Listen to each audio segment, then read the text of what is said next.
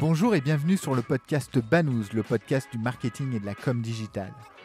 Banous est un podcast sans sponsoring qui ne repose que sur l'intérêt que l'on porte à nos invités. Seul ou à plusieurs, nous essayons d'approfondir avec un invité un sujet digital de manière pratique et totalement agnostique.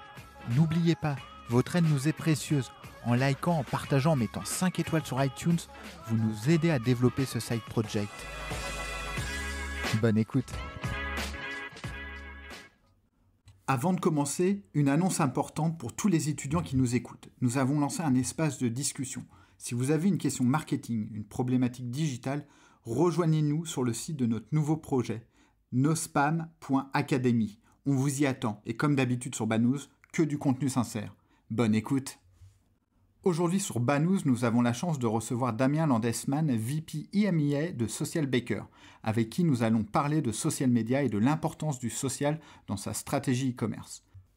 Bonjour Damien, merci pour ta participation à ce podcast Banous. Est-ce que tu peux te présenter s'il te plaît ?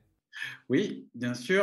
Donc Damien Landesman, je suis effectivement VP EMEA chez Social Bakers, que j'ai rejoint depuis maintenant 5 ans, basé à Paris. On a une équipe d'une 30aine de personnes à Paris et Social Bakers, c'est 700 personnes à travers le monde.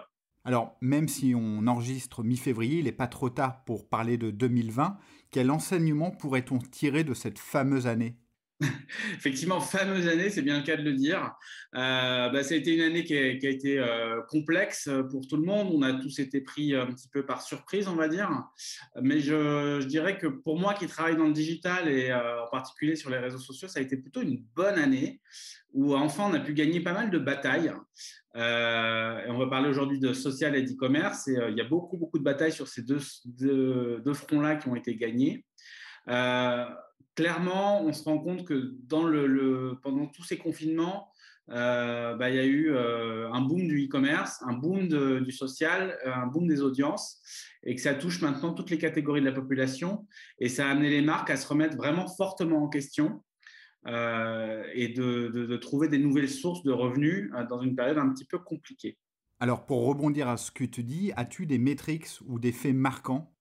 2 métriques. En fait, le premier, ça va être sur les audiences des réseaux sociaux qui ont continué à fortement augmenter.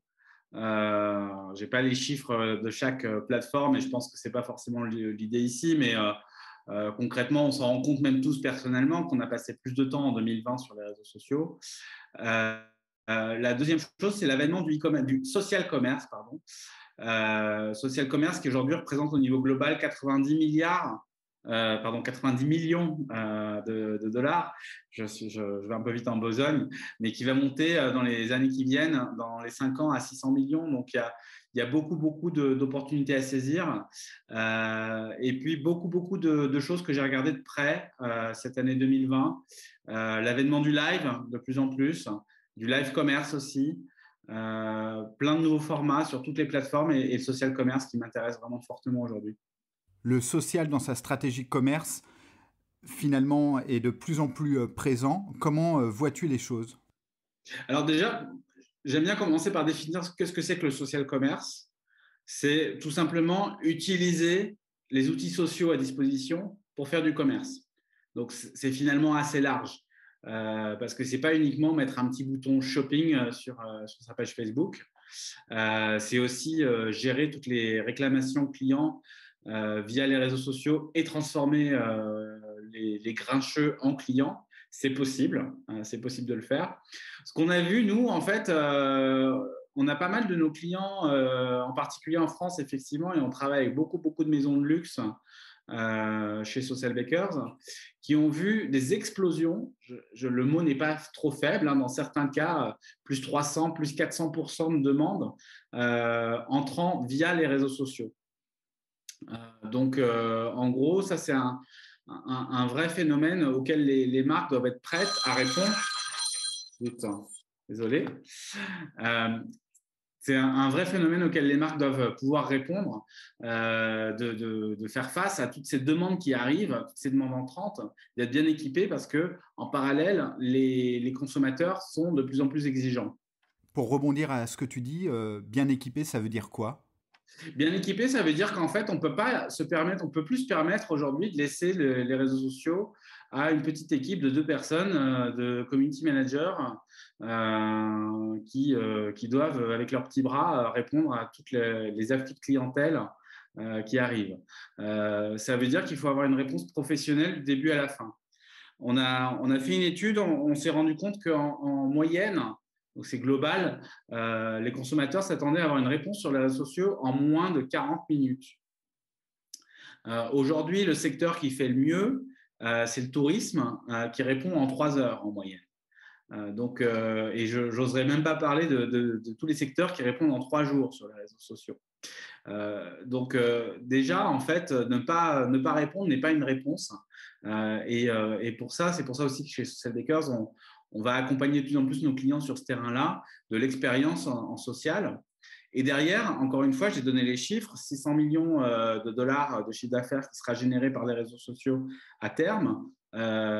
C'est une belle opportunité à accueillir et les marques le savent mieux que quiconque. Perdre un client, ça coûte très cher. Le fidéliser, ça rapporte beaucoup. Alors justement, dans ton explication, j'ai l'impression que tu parles principalement de la fidélisation. En mode conquête, quelles seraient les actions à mettre en place ? Oui, c'est vrai que je fais moins la distinction conquête ou rétention parce que je pense qu'on a aussi tout à gagner en tant que marque à bien parler à ses clients actuels ou à transformer aussi ses fans et ses followers en clients. Mais effectivement, la conquête, c'est ce pourquoi, en général, on investit sur les réseaux sociaux quand on est une marque commerciale. D'avoir déjà du bon contenu, un contenu qui soit aussi simple à acheter, sur lequel il y a de moins en moins de friction. C'est pour ça aussi que les plateformes, en particulier Instagram par exemple, développent de plus en plus de fonctionnalités qui permettent d'acheter in-app et de simplifier en fait l'achat. Encore une fois, en 2020, ta première question était quels sont les enseignements de 2020 ? En fait, boutique fermée, interdiction de sortir de chez soi, achats non essentiels, etc. Enfin, je vais arrêter de brosser ce tableau-là qui est un peu noir. On s'est retrouvés tous sur Instagram et les achats d'impulsion sur Instagram sont très, très forts. Et effectivement, les consommateurs ont pris le pli et c'est quelque chose qui va rester. On souhaite tous que 2021 et 2022 soient bien meilleurs que 2020 au niveau sanitaire. Par contre, au niveau digital, clairement, on est sur une trend qui va rester. Et ça, moi, ce que je regarde aussi beaucoup, c'est ce qui se passe en Chine, et en particulier sur WeChat, qui influence de plus en plus les plateformes de réseaux sociaux. Tout se passe au sein de la plateforme, en fait. Dans le domaine de l'influence, quelle stratégie adopter? Se focaliser uniquement sur les gros influenceurs ou finalement cibler les plus petits, plus affinitaires, même si finalement on pourrait monter une usine à gaz? Qu'est-ce que tu en penses? Non, j'aime pas trop parler d'usine à gaz quand on parle de digital, dans le sens où je pense qu'il faut tester des choses. Il ne faut pas avoir peur de tester des choses. Si vous ne testez pas, c'est vos concurrents qui vont tester. Après, c'est vrai que sur l'influence, il y a eu deux phénomènes assez forts. Il y a d'une part eu quelques scandales quand même et de la mauvaise data et certains influenceurs qui ont cru vouloir en faire un métier et qui n'étaient pas forcément aussi influents que ce qu'on pouvait penser. La deuxième chose aussi, c'est le phénomène du confinement et du Covid, où les influenceurs eux-mêmes, ils n'avaient pas forcément une vie de rêve, ils étaient aussi bloqués à la maison, comme nous tous, ils ne pouvaient pas voyager, etc. Ça a eu un vrai impact. Ils n'étaient plus invités au défilé de mode, puisque de toute façon, il n'y en avait plus. Donc, ils ont dû trouver un vrai travail dans certains cas. Mais ce qui est intéressant, c'est qu'effectivement, les marques se sont vraiment intéressées à l'influence et sont plus allées vers des micro-influenceurs ou des mini-influenceurs plutôt que vers des gros qui n'ont pas finalement un reach très, très intéressant ou qui sont aussi un peu des hommes sandwich. Donc, là aussi, l'influence, je pense qu'elle est… le marché est en train de devenir un peu plus mature. Nous, ce qu'on propose, c'est de donner accès à la data publique des influenceurs. tout à fait trouver les bons influenceurs sur des sujets plus précis. Et en fait, encore une fois, moi, j'invite les marques à tester, à quand même mettre un peu de budget dessus pour voir ce que ça peut donner, à soutenir certains influenceurs. Mais sur des publics plus jeunes, ils peuvent avoir un vrai impact. Pour rester dans le domaine de l'influence, aurais-tu des conseils à donner à une marque? Sur l'influence, d'abord, c'est le b.a.-ba pour moi, pour toute campagne, que ce soit de l'influence ou pas, savoir quel est l'objectif final. Donc, si c'est travailler une nouvelle cible, moi, je réfléchirais plutôt par cible et par produit, déjà. Et qu'est-ce que je veux en faire? Est-ce que c'est une nouvelle gamme de produits? Est-ce que c'est pour rajeunir ma marque, par exemple? Quel est l'objectif final? Ensuite, utiliser la data. Moi, donc ça fait chez Social Bakers 5 ans que je travaille sur de la data sociale. Et quand je vois toute la data qu'on a à disposition et comment les marketeurs, malgré tout, ne l'utilisent pas encore suffisamment, je me dis que c'est vraiment criminel de ne pas utiliser toute la data qui est à disposition et de lancer des ronds, enfin des choses dans l'eau sans aucune data. Donc, avoir des décisions data-driven dans le choix de mes influenceurs. Et ensuite, mesurer. On a des viviers très intéressants. Je pense à TikTok en particulier aussi, qui est quand même une plateforme qui est vraiment intéressante à travailler pour les marques. Il y a trop de marques qui sont frileuses sur TikTok aujourd'hui, alors qu'il y a certains influenceurs qui peuvent être intéressants à travailler. Mais test and learn et répéter ce qui a bien marché et améliorer ce qui a moins bien marché. Alors, quand tu parles de data, de quel type de data parles-tu? Alors, le type de data, par exemple, si on reste sur l'influence, la data qu'on va proposer, c'est, par exemple, on voit, si je n'ai pas de plateforme comme la nôtre, par exemple, où on mouline toute la data, je vais regarder sur Instagram et je vais voir que telle jeune fille est très jolie et qu'elle a des partenariats avec des marques de beauté. Donc, on part du principe qu'elle est plutôt influenceuse beauté. Maintenant, si on regarde dans le détail, en fait, quand on analyse sur la durée, sur un an, par exemple, ces différents posts, on se rend compte que certes, elle fait pas mal de posts beauté, mais le contenu le plus engageant qu'elle réalise, c'est du contenu cuisine. Et finalement, c'est peut-être une influenceuse plus intéressante pour de la cuisine que pour de la beauté. Donc, c'est ça aussi être data-driven, c'est comprendre les communautés qui suivent les influenceurs et pas juste se baser sur le dernier contenu qui a été publié. Ça veut dire qu'à partir du compte Instagram d'une personne, vous allez déterminer quelle est son audience et la proposer à un de vos annonceurs? En fait, nous-mêmes, il n'y a pas de travail manuel de notre côté. Le client par lui-même peut aller vérifier toute cette data-là. On lui sert directement. On n'est pas une agence. D'accord, c'est une plateforme. C'est vraiment une plateforme.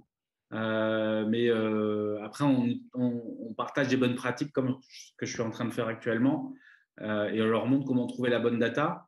Mais pour moi, là, on parle que d'influence, mais la même chose est valable sur toute la suite du contenu, d'investir sur le bon contenu et pas parce que le problème qu'ont les marques encore trop souvent, à mon goût, c'est qu'elles créent 10 contenus et puis elles mettent un budget égal sur chaque contenu et elles prient pour qu'il y en ait un qui fonctionne. Et ça, c'est vraiment criminel, ça ne marche pas pour deux raisons, parce que en fait, d'une part, elles vont pousser du contenu qui ne marche pas et ça, les algorithmes n'aiment pas. Donc, les algorithmes de Facebook, d'Instagram, tous les algorithmes vont pénaliser en fait ce contenu-là. Donc, ils vont devoir payer plus cher par la suite. Mais en plus, ils vont diluer le budget. Donc, un contenu parmi les 10 qui marchait bien, qui devrait émerger, et pour bénéficier de l'effet boule de neige qu'on connaît bien sur les réseaux sociaux, faut avoir un budget qui est quand même intéressant. Mais en fait, ce budget, il est complètement dilué parce qu'il est divisé par 10 contenus. Et en plus, il est pénalisé par les mauvais contenus qui sont poussés. Donc, en fait, c'est ça aussi être data-driven, c'est comprendre la qualité du contenu, la qualité de ma communauté et savoir engager correctement avec elle pour bénéficier aussi, encore une fois, de l'effet boule de neige des réseaux sociaux. Bon, alors toujours un peu compliqué de faire de la prospective, surtout en ces temps un peu changeants, on va dire, mais sur 2021, qu'est-ce que tu vois arriver dans le monde du social media? Bon, je vois l'année arriver. Je pense qu'on va être dans une année de reprise. J'ai envie d'être très optimiste, mais je pense que on a mangé notre pain noir et qu'on va aller vers une année très intéressante. Certains parlent des années folles qui vont arriver par la suite, les années 20. Donc, j'ai envie d'y croire, moi. Travaillant encore une fois dans les réseaux sociaux et dans le digital, je pense que je suis vraiment du bon côté de la barrière pour profiter de ces années folles qui arrivent. Moi, j'aurais peut-être 3 conseils à donner pour 2021. Le premier, c'est encore une fois, quand vous allez avoir énormément de requêtes qui vont passer par les réseaux sociaux pendant ces années 20, et c'est là où sont vos nouveaux consommateurs et c'est ce qu'ils attendent de vous, soyez très bon en customer experience sur les réseaux sociaux. Répondez aux questions qu'on vous pose, allez même au-delà, engagez la conversation. Et ça, vous n'avez aucune excuse parce que la technologie vous le permet aujourd'hui. Donc, gérez bien votre customer experience. Un deuxième sujet qui, moi, me tient à cœur pour 2021, c'est l'expérience live et les vidéos. Aujourd'hui, on a la bande passante qui nous le permet. Les consommateurs sont habitués maintenant à suivre des événements virtuels en live. Donc, c'est le bon aspect de la pandémie. On est habitué à être à la maison et à suivre un événement. Donc, événementialiser vos prises de parole, vos ventes. L'Oréal commence à le faire là de façon assez intéressante. Et ça, c'est une tendance qui vient de Chine et qui va se propager un peu partout, comme le coronavirus. Mais voilà, ça, c'est quelque chose de vraiment intéressant et sur lequel on peut tester des trucs sympas. Il n'y a pas forcément aussi besoin de faire des choses très compliquées ou avec des très gros budgets, mais le live d'expérience, on sait aussi que ça génère plus de visibilité et que les vidéos génèrent plus d'engagement. Donc, allez-y. Et mon troisième et dernier conseil, ce serait vraiment de tester, en fait. Encore une fois, je pense qu'on a passé le pire là. Donc, on a le meilleur qui va arriver. Et il y a des places à prendre, il y a des choses à faire. Donc, si on doit investir maintenant, c'est vraiment sur le digital et sur le social. Et peut-être d'arrêter de faire d'autres choses plus physiques. Donc, testez. En tant que directeur digital, vous allez avoir plus de nouveaux budgets et battez-vous pour avoir accès à des nouveaux projets. Il y a plein de choses à faire intéressantes. Écoute, merci beaucoup Damien pour ta participation. Dernière question, où est-ce qu'on peut te suivre ? Alors, moi, je poste énormément sur LinkedIn. C'est mon réseau préféré. Et ensuite, tout simplement, socialbakers.com, où il y a aussi beaucoup de news pour tous ceux qui s'intéressent aux réseaux sociaux. Beaucoup de data. On est une boîte de data. On sort très régulièrement beaucoup de case studies et de trends. Pas mal de choses que j'ai dites aujourd'hui, on peut les retrouver sur le site de socialbakers.com. Voilà. Merci, à bientôt. À bientôt. Merci d'avoir écouté cet épisode de Banous. N'oubliez pas, votre aide nous est précieuse. En likant, en partageant, en mettant 5 étoiles sur iTunes, vous nous aidez à développer ce side project. Et retrouvez-nous sur le site banous.com, banous, B-A-2-N-O-U-Z-E.com. À bientôt.